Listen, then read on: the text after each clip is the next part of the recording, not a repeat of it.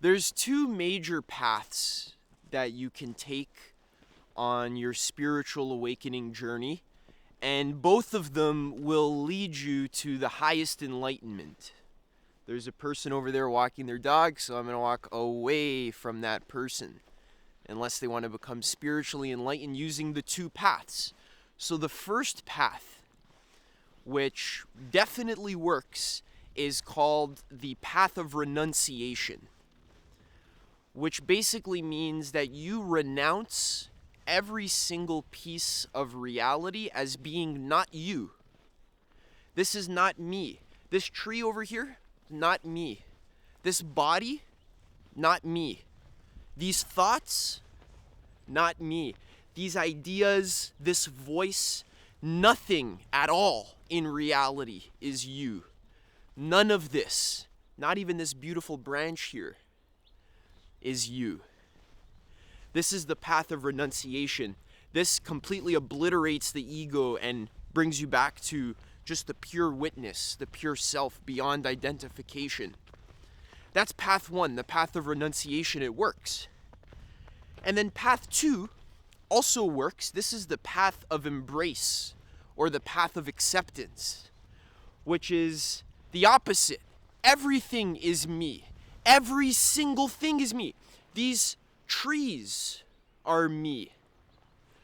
I said the trees. Everything's me. That person over there is me. My mom is me. My dad is me. The world is me. Everything is me. The planet, the galaxy, the stars, the rivers are my veins. The trees are my lungs. All of it is me. That's the path of embrace. And we've spoken a lot about the path of renunciation, where nothing is you. Today, I wanted to help you with the path of embrace, where we're going to be talking about how to embrace all of existence. And we're going to really go a lot deeper into shadow work, because last video I made was about shadow work. And oh my God, guys, this is the most beautiful thing on earth. There's literally birds flying through the snowy branches, and I'm going to take you through it, and we're going to talk about embracing reality. Ready? So, the biggest spiritual awakening that I've had in my entire life was when I was doing acid in the forest by myself. Guys, this is the most beautiful experience I've ever had in my entire life. There's literally... Wow. I'm sorry, I can't even focus. I cannot go into storytelling mode. Oh my Lord. I wish I could record this better, but I'm just like... All right. Oh, there's birds over there. Okay, let me finally tell my story. So when I first realized the path of embrace, I had one of the deepest spiritual awakenings that I've ever had in my entire life. And I did some acid in the forest, and I was owning my shadow. And in the last video, I talked about how to own your personal shadow, which is very important, which is basically just owning the parts of you that you don't really like about yourself. Those repressed parts, those parts you think are bad or evil, you want to get rid of them. That's how you own your personal shadow. But what I discovered on this acid trip is that if you want to attain full spiritual enlightenment, it's also very important to own the collective shadow as well. Because there really is no such thing as the personal self. When you shift your identity and realize that you actually are the entire universe, you are God, you shift your identity, now there's a lot more shadow to own. When you see you are the entire planet, you are every single person. All of the trees are your lungs. The rivers are your veins. Now, when we talk about owning the parts of yourself that you don't like, that you repress, that you think are evil or bad. Now, see, we're talking about becoming God. Because God is basically just unconditional love. Unconditional. And what the word unconditional means is that it is beyond condition. There is no specific reason for why I love this part of reality. There's no strings attached. There's just love for no reason at all. Love just for love's sake. Love for every single part of reality, even murderers, rapists, warlords, greedy capitalists, and polluters. Love for them too. Why? Because God is them. God is every single fucking thing that exists. From the smallest atom, to the snow on the branches, to the most complex system, the human neocortex, the brain, and everything in between, and everything beyond. That's God. God has no personal self, which means God has no specific form. God is every form. Oh, snow fell on my face. God is every single form that exists. It's a shapeshifter. It's like a Ditto from Pokemon. It's like an amorphous blob. It can transform into any other shape. That's what God is. So God, if you're amorphous, if you have no shape but you can change shape, that also means that you're selfless. You have no one particular way of being.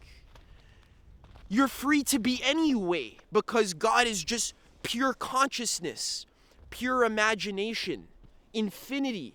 There's no limitation at all. If God wants to, God can just manifest as a red flower. I don't even know if we can get some focus on this thing. God can manifest as this for no reason. Just because it wants to. Just because it's beautiful.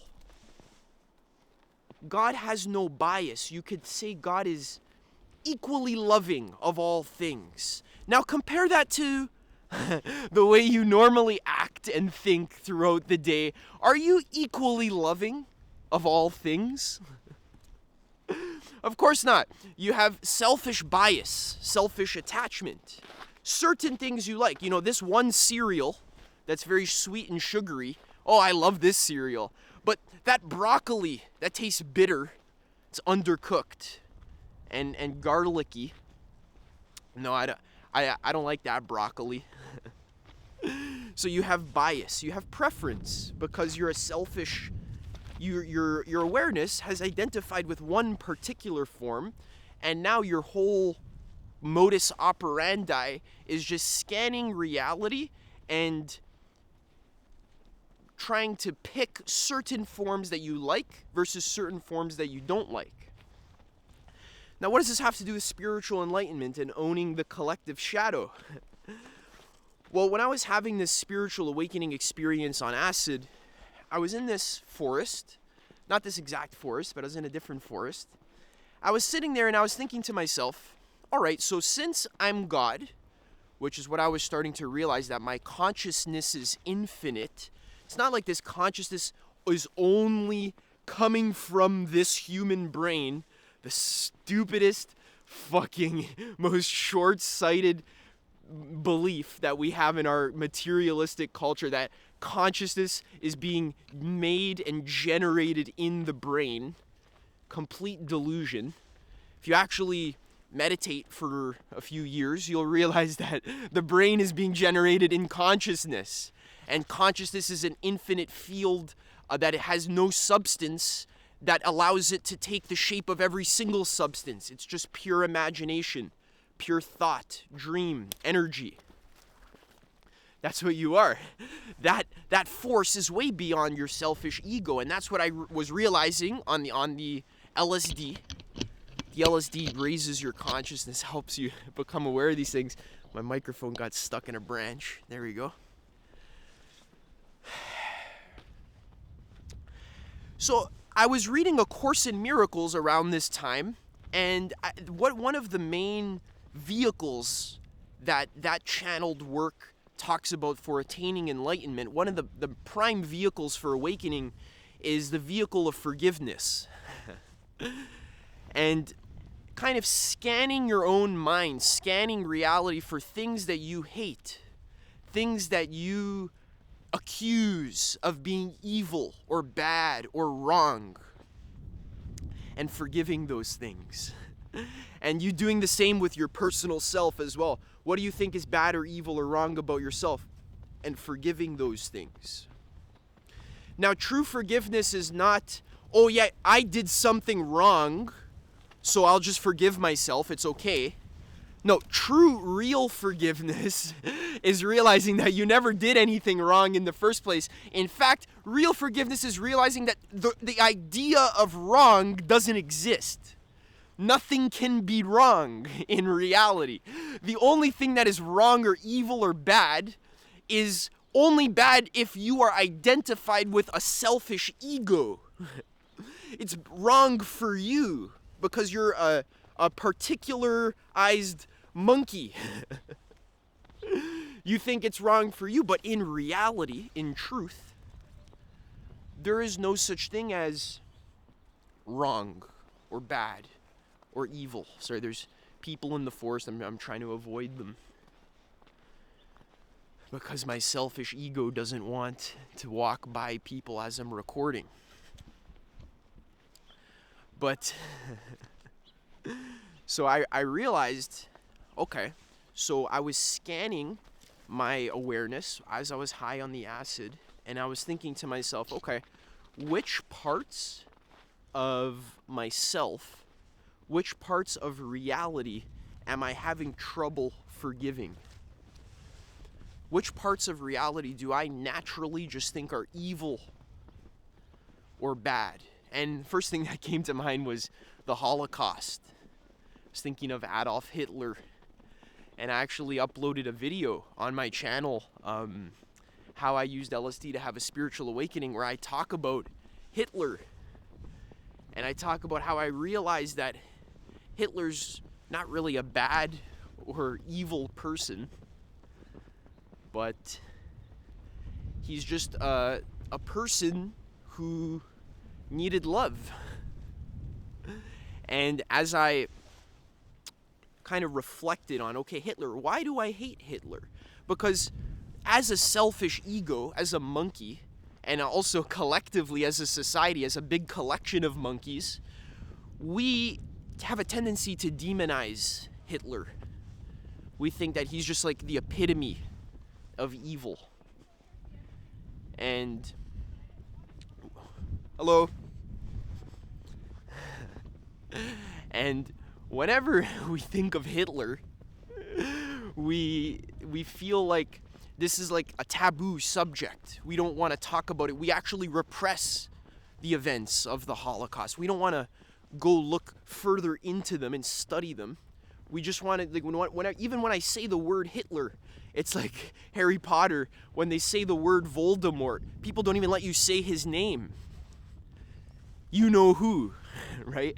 Everyone is that Voldemort and Harry Potter's like the collective shadow, and we've kind of done that with Hitler, right? So I was kind of just going further into this, exploring it. What really happened there, right? Well, you know, this guy murdered millions of people. That's pretty terrible. That's pretty horrendous. Why did that happen? What was the issue there?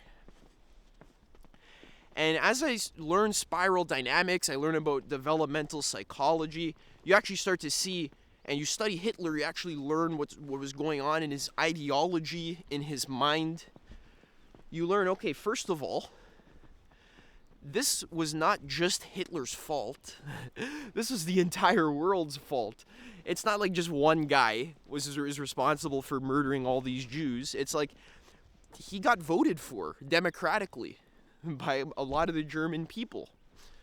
And then a lot of the German people, they were in depravity. They were in a depression. They had no money. Their economy was terrible because of the Treaty of Versailles.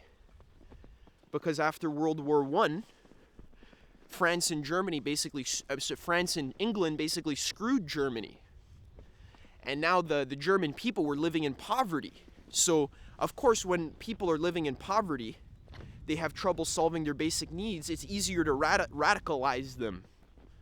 It's easier to preach to them some kind of hateful ideology, to scapegoat an entire race. Oh, it's the Jews' fault why we're poor and we have no jobs. Well, really, it's the whole world's fault. It's France and England's fault, thinking, oh, you know, these enemies, the Germans, these enemies, it's their fault for starting World War I, so we should punish them. See that attitude, thinking, oh, this person here is bad, so we should punish them. What does that create? Think about how you do that personally in your life. When you do something bad and you punish yourself, or you punish another person for doing bad, just like the teachers have punished you in school. I remember when I was a kid, I would just do really weird, funny things. I remember once when I was a kid, stupid story, but I remember when I was young, I just peed in a bottle. I just went to the bathroom. I must have been 8 years old. I just went to the bathroom, just peed in a bottle. And I remember I took it outside at recess, and I just wanted to show my friends. I wasn't gonna do anything. I was just curious, what happens when can I pee in a bottle? Let's see, right? And I did it. And then I remember the teachers punished me. I got sent to the office. I was called a bad boy for breaking the rules. And this kind of attitude stays with you as you get older. You start to punish yourself, right? This kind of collective shadow. So, England and France punished the Germans for starting World War I, and then look what came out of it. My point here is that it's very easy to just blame Hitler, oh, Hitler is evil, right? The reason why he started World War II is because he's evil. No, not really. If you kind of are able to look at the situation with a level head, from God's perspective, right? If you can zoom all the way out, and maybe study a bit of history, study some developmental psychology, study shadow work, as you start to build a more robust intellectual understanding of life, first and foremost starting with human psychology, when you understand that deeper, you can reflect on a situation that most people would repress, like World War II, and you can actually have a more level-headed analysis and say, we spend all our time and energy hating this guy, but really it wasn't this guy's fault. It was all of our fault. So if Hitler went to hell, right, then really everyone on earth should have went to hell, because when Hitler was rising to power, France and England did nothing about it. They just kind of watched. They're like, yeah, there's some radical leader that's, coming to power in Germany, but whatever. That's Germany's problem. Let's let Germany deal with it. And then next thing you know, they're invading Poland, and you're like, oh fuck, we should have done something about that. Right? So that's just a social example. Really the pattern I want you to see is when you're a selfish ego, you repress parts of reality. You don't want to look at them. You call them selfish or deluded or hateful, or you think it shouldn't exist. You think some part of reality deserves punishment or should be eradicated because it's bad. And if we could just get rid of this one part of reality, then all of reality would be better, right? Just like how Hitler wanted to get rid of the Jews, right? Because then he thought all of reality would be better. You think that if we got rid of Hitler, then all of reality would be better. It's the same structure. If we get rid of all the Nazis, then reality will be better. Just fill in the blank. Who do you want to get rid of in life? Who do you think is evil? Who do you think needs to change? Who do you think is deluded? Just fill in the blank. Whoever you fill in the blank with doesn't matter, because at the end of the day, you're forgetting that you're God. And that person that you think you need to get rid of, you're forgetting that person is you. That's a repressed aspect of yourself. So if you can think of the shadow as like repressing aspects of your own psyche, and then when you realize you're God, you're the entire universe, what aspects of you do you repress as God? So let's get into some more examples. If you look at greedy capitalism, for example, companies dumping garbage and plastic into the ocean, companies clear-cutting the forest so that there's no more beautiful trees like these ones to walk through. This is a very difficult topic, something that I remember when I was younger would really hurt my feelings because I loved nature. I would love watching videos of the Amazon and reading books about it. And then when I heard that companies were just cutting it all down, I got very angry. It's like, what the fuck? How are we allowing this natural gem with millions of biodiverse species, how are we letting this being cut down? And it's very common nowadays, you see people just kind of demonizing greedy capitalists or polluters of the ocean.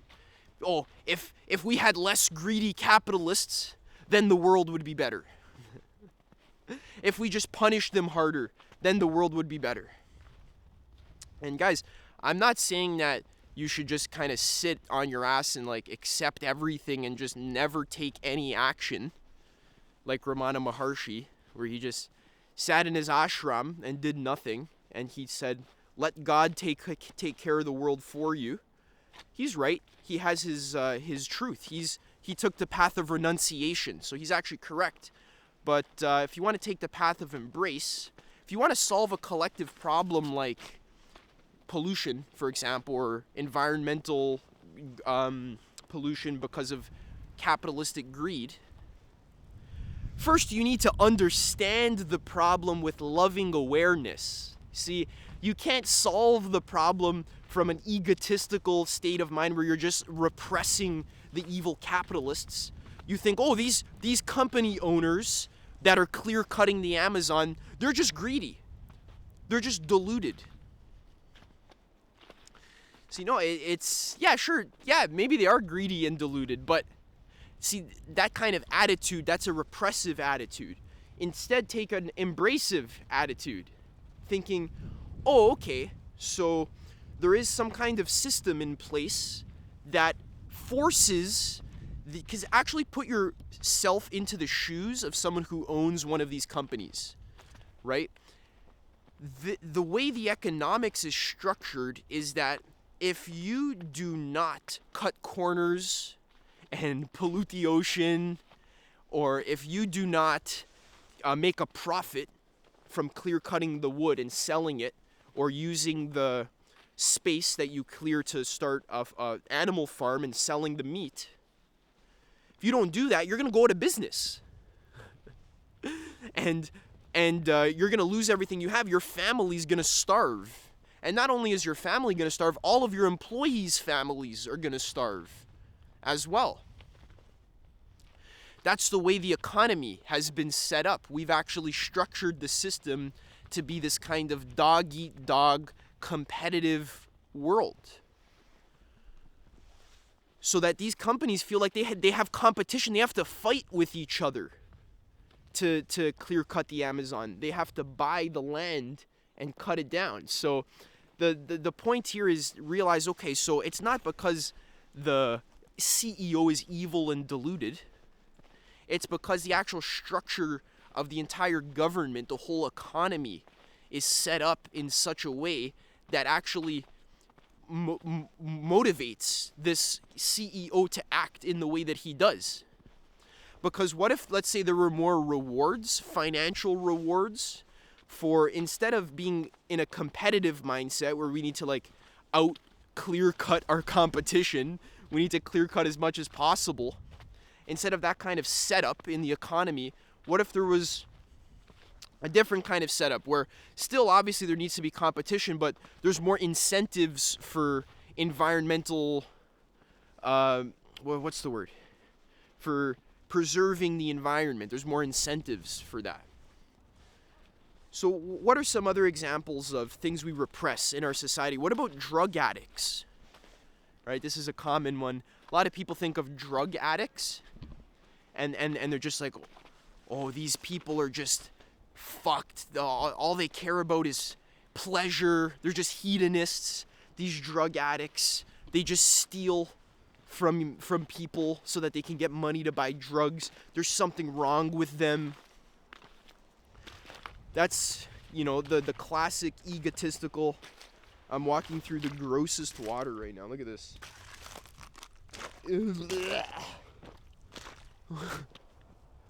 That was disgusting. So drug addicts are like, people repress drug addicts thinking that that's going to like help them with their drug addiction, right? In the US, I heard there's certain cities where in the entire town is addicted to heroin or is addicted to Oxycontin or dopamine. Hey buddy, there's a stray dog. I don't know what he's doing. There's no owner around. Good luck finding your owner. So people kind of just like say like, oh, these drug addicts are bad. But if you actually sympathize with a drug addict, if you actually do some of these drugs that they do, like heroin, you'll realize this is like the most beautiful and profound and spiritual experience you'll ever have in your entire life.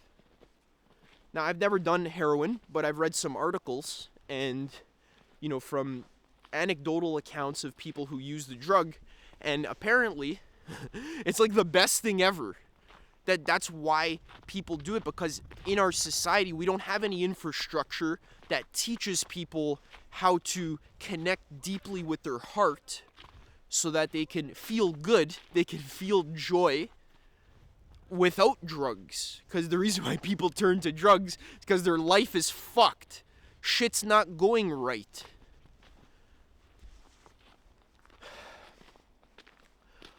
Deep down, their soul is not satisfied. They need help. They need guidance. They want pleasure. They want this spiritual bliss. Now, I've realized I was addicted to smoking weed. I realized that as I learned meditation and I actually learned how to feel good without drugs, then I naturally didn't even want to smoke as much weed anymore. Because now that I can actually feel good without drugs, because I discovered my life purpose, I meditated, I connected to myself spiritually. After I learned how to like genuinely feel good, how to even solve my basic needs, right, with relationships, business, when I learned how to solve my own basic needs, it's like, okay, now I don't have to worry about doing drugs or feeling good because I naturally feel good. And that's what these drug addicts don't have. They don't have that help and that support. Hey, the school system's not saying, hey, let me help you discover your spiritual purpose, or let me help you contribute deeply to society. No one's helping people with that stuff. So that's why it's very easy to get addicted to drugs. And we just repress that. We just think, oh, these drug addicts, they're just evil people or they're bad. Not really. They just kind of need some help. They just want to feel good. So how can we set up society to make people feel good so that we don't need to be addicted to drugs all the time? All right, so we talked about the Holocaust. We talked about environmental pollution. We talked about drug addicts. These are just some common things that, as a society, we repress. And whenever you're repressing any aspect of reality, you're really keeping yourself apart from God. Because if you want to become spiritually enlightened, you need to work on your selfish, egotistical tendencies to prefer one part of reality over another. And what I found the best vehicle for stepped on a branch and all the snow fell on me. What I found the best vehicle for using this path of embrace and embracing reality, I noticed the best vehicle is the vehicle of understanding. So when I learned spiral dynamics, for example, it was a lot easier for me to understand what was going on in other human psychology. When I learned the actual stages of human psychological growth, I was able to see, okay, this person over here is acting in a selfish way. Maybe they're like the warlords in Africa. They're hiring child soldiers. They're enslaving them and getting them addicted to drugs and having them rape and pillage entire villages. These 13-year-old boys, they're giving them AK-47s. They're saying, hey, go rape and pillage this village and I'll reward you with drugs and status. When you see these African warlords doing that, many people would say, wow, these are evil people. What the hell's wrong with these Africans? But when you study spiral dynamics, you start to realize that when the psyche is at that specific stage of development, that stage red, that's actually completely normal. These warlords and these children that are getting enslaved, they actually need to do this in order to survive. This is actually the way their psyche is structured, and all of us have this psychic structure within our being. All of us have been through stage red. Maybe when you're 6 or 7 years old and you're on the playground and someone takes your ball and you go and punch them in the head. I remember I literally did that when I was 6. Someone took my soccer ball, I went to go punch him in the head. And is that because I'm an evil person? No, I was 6 years old, right? That's what 6-year-olds do. I was at stage red. So this egocentric stage in Africa, they don't have the actual societal infrastructure like plumbing and laws and a government that isn't completely corrupt and with a functioning court system and all that stuff. They don't have the luxury of a lot of that. So people can't even move beyond stage red. They're stuck there at that 6 or 7 year old brain, at that 6 or 7 year old structure of consciousness. So when you start to realize the actual structure of the evolution of human consciousness, it's impossible to judge or criticize or demonize other people for being the way that they are. Because you have too much understanding. You actually deeply sympathize with what is going on in their mind. You understand their own mind better than they do. Kind of like God would, right? God, they say, is all-knowing, right? So that's why God is so compassionate. That's why God is so loving. Because God has deep understanding.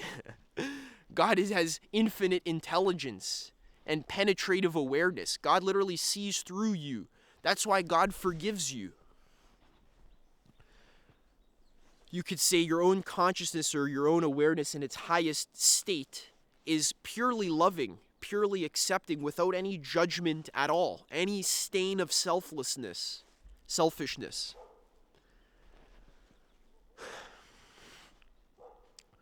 The reason why is because God understands why you're doing what you're doing. When you're acting in some dysfunctional way, when you're addicted to drugs, or when you're enslaving children to be your child soldiers,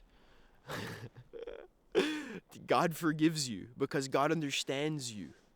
God gets that if you knew any better, you wouldn't have done that, right? Jesus on the cross says, "Forgive them, Father, for they know not what they do." Precisely. That's why Jesus was such a powerful figure, because he embodied God's wisdom. And many other humans have done that as well, not just Jesus. So developmental psychology is one of the keys to understanding other people's psychology. And if you actually haven't noticed, the main things that we repress in life are things that have to do with humanity or the human being. We don't usually judge or criticize nature. So if there's like an earthquake, we don't say that the earth is evil. It's like, oh, that evil earth. You have an earthquake or a hurricane. How could the earth do that? The earth deserves punishment. See, we don't usually repress the earth or the biosphere. We also don't usually repress the physiosphere as well, which is the atoms and molecules. Like, oh, those molecules forming H2O, how dare you? You deserve to be put to death, right? No one judges physics, and no one judges the gravitational constant or the speed of light. Nobody judges the frogs in the lake for mating with each other. That's just natural, right? But then when it comes to human beings and what human beings do, like cut down the Amazon or get addicted to drugs or rape and pillage innocent people, we judge that. We repress that. We say, oh, that deserves punishment. That's bad. That's evil. No. What if that's just a part of nature as well? What if that's also a part of nature? Just as much as the frogs in the lake having sex, why would you judge the frogs for having sex in the lake? That's what they do. They're frogs. In the same way, when you study human consciousness, you study developmental psychology, shadow work, you actually understand psychology. If you understand psychology, you understand all of humanity, because everything involving humans has to do with our psychology. That's what it all is. When you understand human psychology very deeply, you have no more need to judge other people or to criticize other people or to shadow repress and demonize them. Because, I'm trying to get out of this forest now, because you understand them, you have awareness of them, you embrace them, and you realize that all of these parts, this selfishness, this greediness is in you. And to be honest, a lot of people who are like mad about cutting down the Amazon, a lot of people who are activists, social activists, a lot of you, if you were in that guy's same situation, that same CEO, and you had a family to feed, you had a company to run, you had employees, families to feed, you would do the same thing as he did.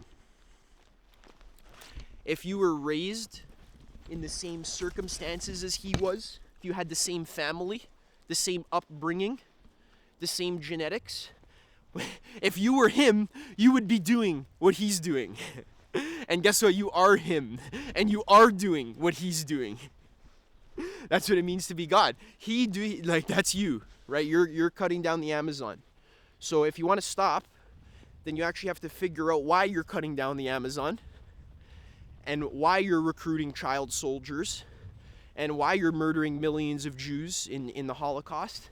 Figure out why. Why are you doing that? What's going on at the deeper level? And you can't figure out deeply from a place of judgment or criticism or repression, just thinking, oh, these are just evil people. They're not. They're you. And the more you give them love and acceptance and embrace, the more you can understand them, and the more easily the problem can be fixed. Or maybe the problem doesn't need to be fixed. Maybe when you understand deeply and you see the truth of reality, the truth of the whole system of Gaia, the whole Earth system, you actually start to realize that it's already fixing itself. It's like when there's a virus or a disease in your body automatically creates antibodies to go deal with the problem. And then when you start sneezing and your nose starts running, you think, oh, fuck, my body's fucked, reality's fucked, they're cutting down the Amazon, it's all fucked. But what if you zoom out far enough, you actually learn how the system works? You realize, oh, the symptom, the runny nose and the cough, that's actually part of the solution. That's how your body fixes its sicknesses with symptoms. So that's how it works on the bio level, but on the higher level, on the societal level, it works the same way, right? So that's all I wanted to say today. This was how to become fully enlightened by embracing your shadow aspects, how you can use your shadow to become enlightened by, first of all, realizing that you're God. And whatever part of reality that you repress or that you judge or that you condemn and think shouldn't exist, that's the exact thing that's causing you to suffer, because that's what's keeping you separate from God. Whenever you judge something, you point your finger out, you don't realize that that finger pointing out there is actually keeping you in a state of separation. And that's what causes you to suffer. Alright, that's all I gotta say here. Hope you guys enjoyed this video. If you want to raise your awareness and develop on a deeper level this witnessing quality, this penetrative awareness, what I found the best thing that helps me big time is Vipassana meditation. Even though I say that I do psychedelics and stuff, yeah, psychedelics help, but my psychedelic trips don't ever go well unless I'm actually practicing Vipassana meditation. I have that mindfulness capability. Once I develop that, then the psychedelics actually function properly. But if I have no mindfulness or no ability to meditate, there's really no way I can use psychedelics effectively. So if you want to learn my favorite meditation technique that I've been using for 6 years, that's changed my whole life, click the first link in the pinned comment. I have a free training for how to do Vipassana meditation. I'll walk you through everything you need to know. And besides that, stay tuned, because I'm going to be making a free training for those of you who want to go full-time with an online business where you're creating content and actually adding value to other people's lives. I'm going to show you the exact business model that I used to go full-time with my online business by the time I was 20 years old and move out of my parents' house, actually doing something that I love and sharing my passion with others. I'm out of breath now because I've been walking all day. So if you're interested in those 3 secrets that I learned that helped me go full-time, you can check out that free training. It'll be available soon. And otherwise, I'll see you in the next video.